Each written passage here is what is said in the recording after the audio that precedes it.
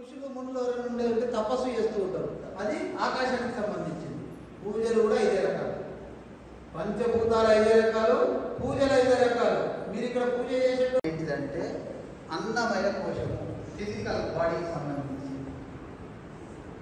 ప్రాణమయ కోశము, మనోమయ కోశము, విజ్ఞానమయ కోశము, ఆనందమయ కోశము. ఆయన 5 కోశాలు తెలవాలి. ఈ చదువు అది ఒరిజినల్ చదువు. అది మనం సబ్జెక్ట్ చెప్పేది సెకండరీ. ఇది నేర్పితేనే పంచభూతాల గురించి చెప్పినట్టు. ఈ పంచభూతాలు అనేవి మొత్తం విశ్వంలో వ్యాపించి ఉన్నాయి, అంతటా వ్యాపించి లేచి డైరెక్ట్ సార్ నాకు అన్ని అర్థమవుతున్నాయి, కానీ ఇండోర్ లోపల పెద్ద విగ్రహం ఉన్నది సార్. ఆ విగ్రహం ఎవరి పేరు, ఆ పేరెంట్స్ నాకు తెలుస్తలేదు సార్. ఎవరి పేరు అవుతుంది మేడం అని అన్నాను. ఎవరు ఆమె అని అన్నాను. అన్నాక ఆమె గురించి చెప్పాను. అదే మీరు అందుకే ఇప్పుడు గ్యాప్ అవుతారు. ముఖ్యమంత్రి గారి దృష్టిలో వెంటనే గ్యాప్ అవుతారు. అహల్య జ్ఞానం, ధర్మం, భోజనం, జ్ఞానం, ధర్మం. ఈ 3 ఎవరు అంటే విద్య, వైద్యం, న్యాయం. 3 చేయాలి. విద్య పంపుకుండే, వైద్యం పంపుకుండే, న్యాయం పంపుకుండే. గవర్నమెంటే తిరిగాలి, గవర్నమెంట్ ఇస్తలేదు. మంచిగా కాబట్టి కేవలం అక్కడ ముగ్గేసి పూజ చేస్తేనే అంటే భూమి పూజనే సంతోషం. ఏం చేయాలని భూమి పూజ చేస్తే మంచిదే. కాబట్టి భూమి, గాలి,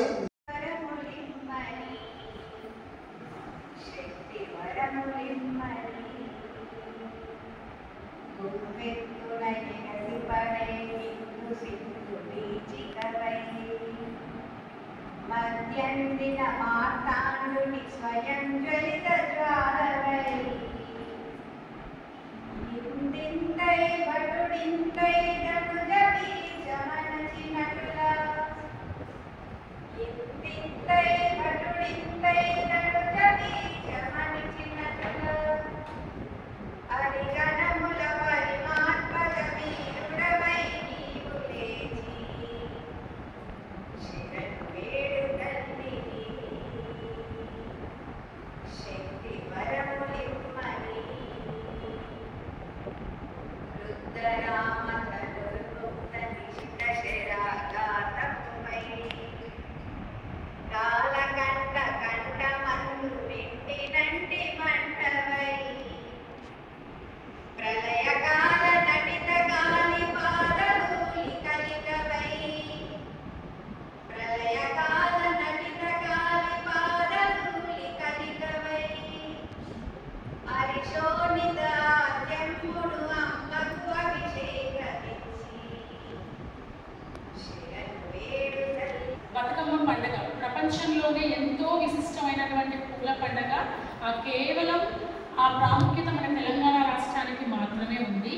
అది అలాగే ఆ అమ్మలగన్న అమ్మ దుర్గమ్మ నవరాత్రులు మనకి జ్ఞాపకం వస్తూ ఉంటాయి. అయితే ప్రాచీన కాలం నుంచి మన సనాతన భారతావనిలో ప్రతి పండగకి ఒక పరమార్థము, ఒక ధర్మ ఆచరణ, ఈ 2 మనం చూస్తూ వస్తూ ఉన్నాం. అయితే నవరాత్రి విషయానికి వస్తే నవరాత్రి లేదా విజయదశమి అనగానే మనందరం ఇప్పటి వరకు చెప్పుకుంటూ వస్తుంది ఒకటే, చెడు పైన మంచి విజయం సాధించింది, ఆ మహిషాసుర మర్దిని మహిషాసురుని సంహారం చేసింది. కాబట్టి దీనికి చిహ్నంగా మనం దసరా పండుగని లేదా విజయదశమిని జరుపుకుంటూ ఉంటున్నాము. అలాగే నవరాత్రుల్లోనూ దుర్గమ్మని ఆరాధన చేస్తూ ఉన్నాం. కానీ ఇక్కడ ముఖ్యంగా మనం ఆలోచించాల్సిన విషయం ఒకటి ఉంది.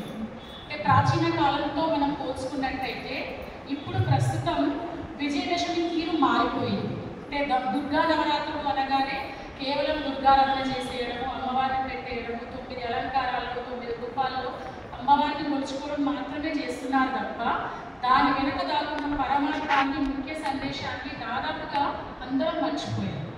సో ఇక్కడ నవరాత్రి అంటే కేవలం దుర్గాదేవి ఆరాధన మాత్రమే కాదమ్మా.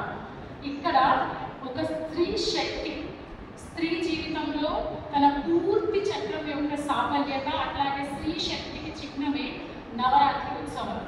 ఎందుకంటే మనం అమ్మని కొలుచుకునే 9 రూపాయల కనుక మనం నిశితంగా గమనిస్తే శైలపుత్రి అంటే ఎంతో సుకుమారమైన కుమారి రూపం నుండి మొదలుపెట్టి స్కంధమాత వరకు, అలాగే ఏదైనా సరే ఎలాంటి పరిస్థితుల్లోనైనా సరే చేతిలో త్రిశూలంతో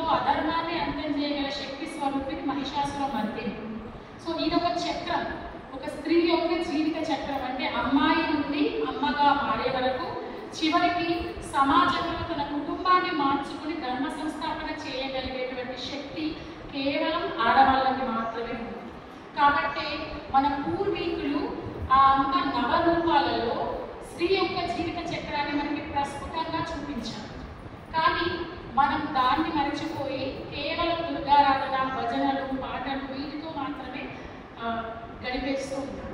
సో నేను ఈ సందర్భంగా, ఈ వేదిక సందర్భంగా నేను ఇక్కడ అందరికీ తెలియజేసేది ఏంటి అంటే, నిజానికి నవరాత్రి యొక్క పరమార్థం మన లోపల దాగి ఉన్నటువంటి అంతర్లీనమైన శక్తిని మనం చైతన్యం చేసుకోవాలి, జాగ్రత్తపరచుకోవాలి. దానికోసం మనం తపస్సులు, యాగాలు చేయాల్సిన అవసరం లేదు. మన లోపల దాగి ఉన్న చెడుని మనం మన వివేకంతో జయించగలిగితే మన లోపల ఉన్న శక్తి జాగృతం అవుతుంది. సో అదే నవరాత్రి యొక్క పరమార్థం. నిజానికి ఇక్కడ ఉన్న ప్రతి అమ్మాయి, ప్రతి కుటుంబంలోని ప్రతి అమ్మాయి, ప్రతి స్త్రీ ఒక శక్తి స్వరూపిణి.